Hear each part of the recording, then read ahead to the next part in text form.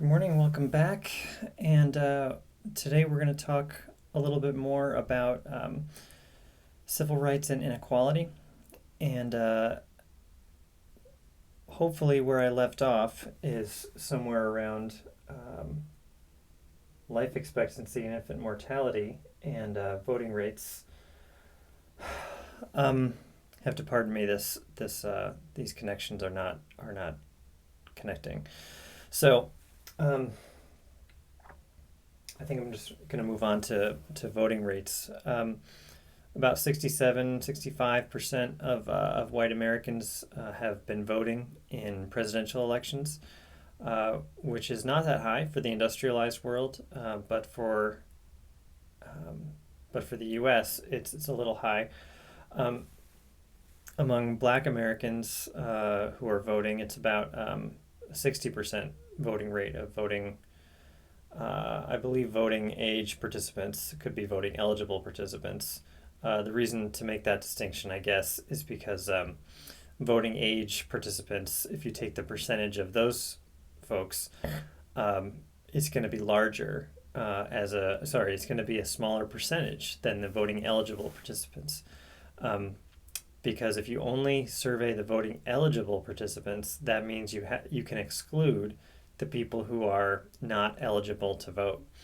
And who would you ask are not eligible to vote? Well, in most states, there is some kind of restriction against prisoners voting. Many states have eliminated that restriction in terms of people who have previously been imprisoned for a felony. They can vote after either their sentence is served, and I believe the reform in California that was voted on this past fall was something like that. It was giving people the right to vote again after they serve their sentence. But in states like Maine, it's Vermont, and I want to say one other state.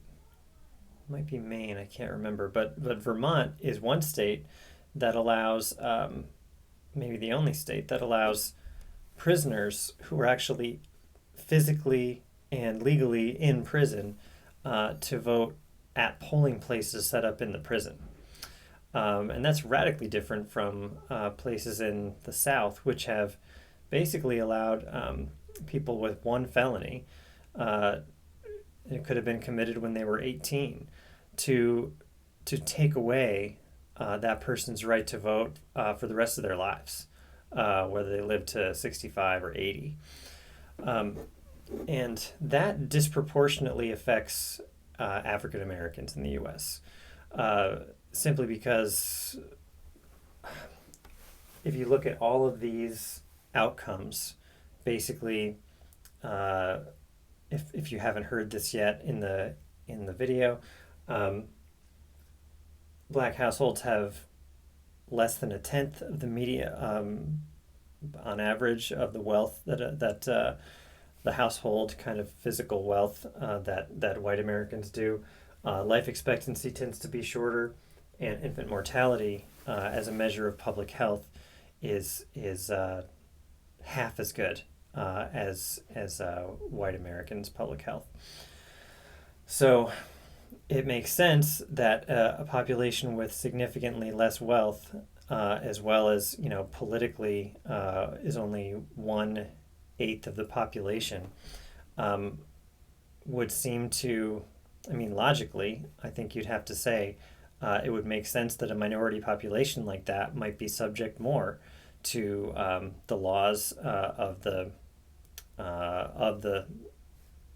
polity of the government that they're living under, simply because the government is never incentivized to significantly represent their interests. So, I mean, that's just kind of a kind of broad view of it. And if they significantly don't represent their interests and they're disadvantaged, then you'd also have to say that this is a population that perhaps, if there's a significantly lower socioeconomic place on the ladder for this population, you'd expect to see more financial crime, more property crime, and all the kinds of crime that are associated with that. So you definitely are getting so despite all of that, and even though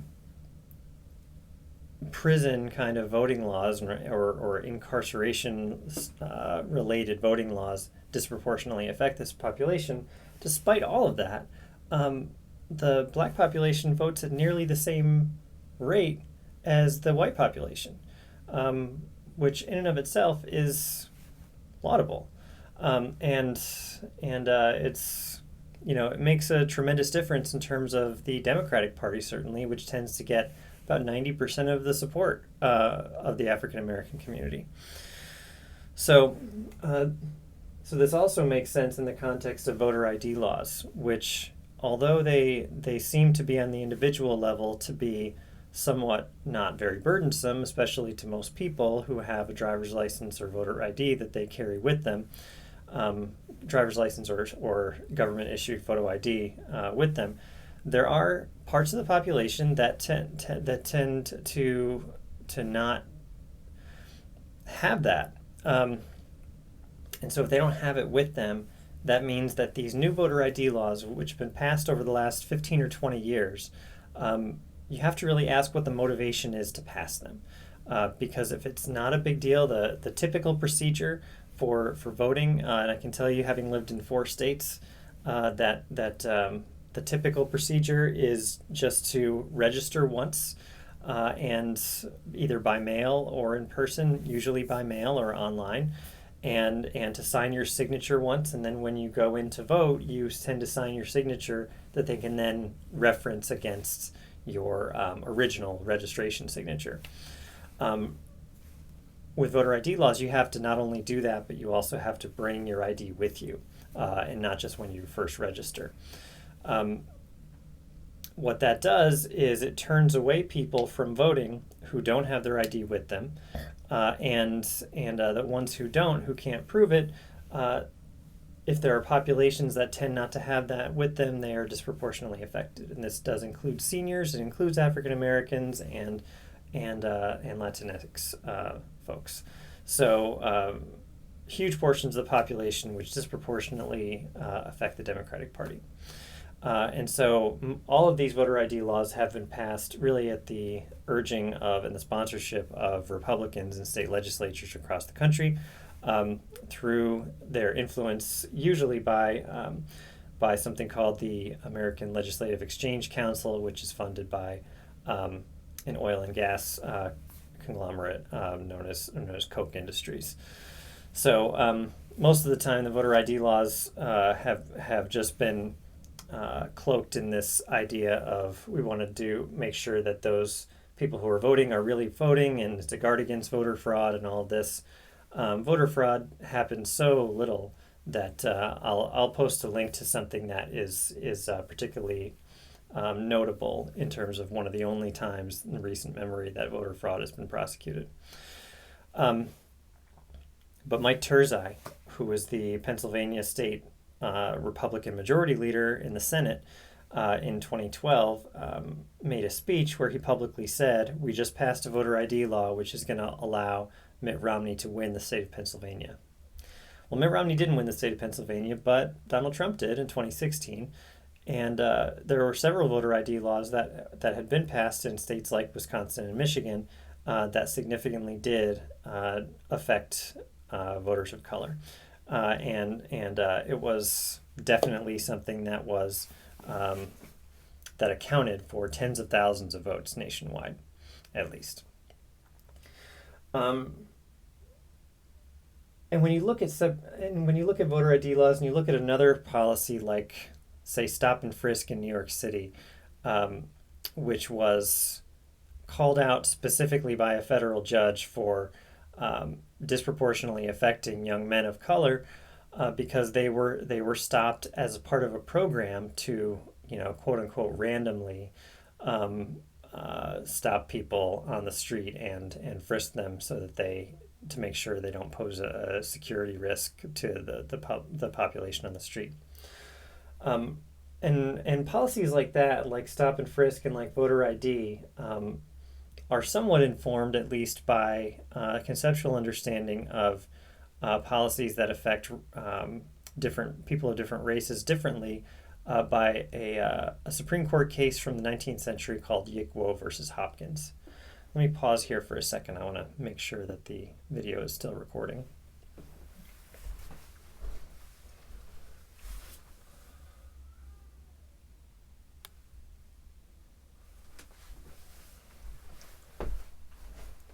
And it is.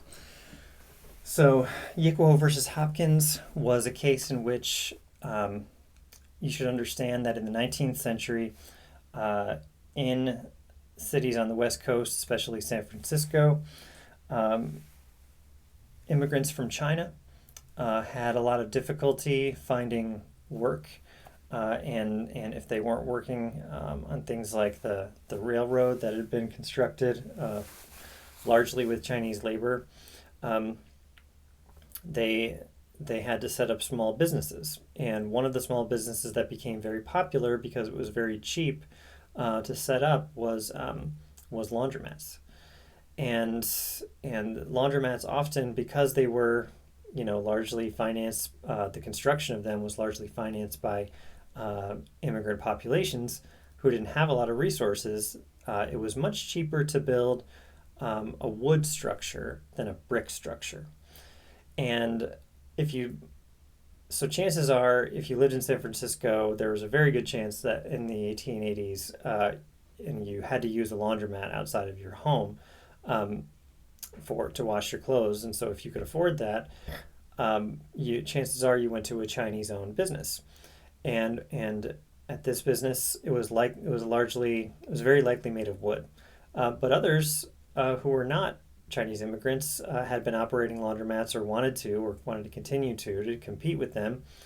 And they were largely made of brick and had been probably before the immigrants from China came along. So there was a fire code that was enacted into law that said that all laundromats must be made of brick. And so Yik Wo, as the owner of one of these laundromats, decided to sue that it was a denial of the equal protection of the laws that was forbidden under the 14th Amendment. And every state, as you recall, had to follow the new law of the 14th Amendment that guaranteed not only due process, but equal protection of the laws to everyone on the basis, even in consideration of their race. And so the Supreme Court found, in a surprising turn, because they hadn't been really aggressively enforcing really the new protections under the due process and equal protection clauses, they said that in fact, Yik Wo and his attorneys were correct because this constituted, even though on its face it was simply an application of laws that were on other principles, fire safety, it actually was a disproportionate impact on one community that was of a certain race or national origin. And so because it had that disproportionate effect, the cause didn't matter. It was the disproportionate effect. And so all laws that have disproportionate effects then on one race or one group of national origin has to take into consideration, so every law that has that effect, you have to take into account that it has that effect, and you have to say, does this law unfairly then discriminate, even though it says in its intent that it does not? So stop and frisk would fall under the category of that San Francisco Fire Code.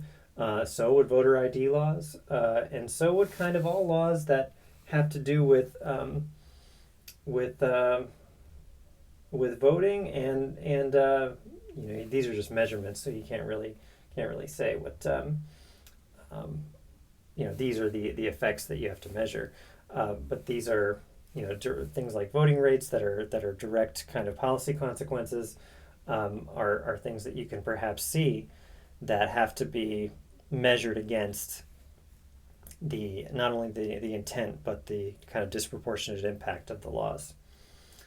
Um, so one way to do that is to look at school segregation, because even though, as we all know, Linda Brown, as a child, when she was 8 years old, had to kind of walk from one end of town to the other, simply to go to her school. That was an all-black school, and her mother sued to make sure that that was because that wasn't right, and wanted to go to the white school that was only a few blocks away.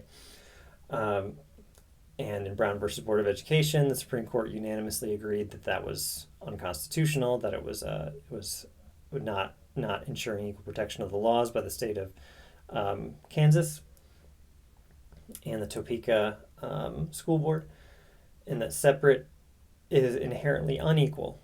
That Plessy versus Ferguson, that held that as long as there are separate but equal facilities, then there is no racial discrimination. Um, Once you understand that, taking the Brown versus Board of Education precedent, that separate is inherently unequal, then you have to really say, going back to Yick Wo, that if it's inherently unequal, well then all of these kind of separate facilities that ensured segregation are going to be under threat, and not only under threat, but after Brown versus Board of Education, legal segregation and government enforced segregation of the races in the South was, and parts of the Midwest apparently, um, were abolished as a matter of law. However, many of the schools that exist today in places like Topeka, Kansas, and Little Rock, Arkansas, are still significantly segregated. So, not as a matter of law, but as a matter of social consequence. So, as I mentioned, because of the Great Migration, there have been segregated areas of different cities for many years, and due to this segregation, and possibly as a consequence of it, there has been a lot of social inequality that's resulted. There's a documentary I saw a few years ago about Little Rock, Arkansas, and that same high school that was integrated by the Little Rock Nine, of the those young children who were walking to school and had things thrown at them by all the white students and white parents of the community, and they were throwing things and yelling things at them that were obscenities. Um, and so today, there's not a prohibition on mixed race classrooms, but disproportionately the AP classes are all white students, and the non-AP classes, advanced placement, college prep classes, are the non-AP classes are mostly populated with black students, to a point of 80 or 90%. So you would notice really if there was one black student or one white student in either one. And that's just one example, but typically, if you want to go nationwide, only 23% of black students in public schools across the U.S. Attend schools that are more than 50% white. So, given that there are 60% or 70%, depending how you measure it, white students in schools today, that doesn't seem that seems disproportionate, and that seems like schools are not entirely integrated. And so, if separate is inherently unequal, then we definitely have an unequal school system. And so, finally, as I mentioned, black voters have typically supported the Democratic Party, and by a margin of about 90%. They did support Republicans as the party of Lincoln up until maybe the 1930s, but the transformation of that part of the electorate really began in the New Deal, when a lot of unemployed black folks were beneficiaries of New Deal programs that were jobs programs and social welfare programs, and just government spending in the economy generally, and so that kind of slow march was really punctuated by the Civil Rights Act and the Voting Rights Act in 1965. And since then, um, the black population, whether due to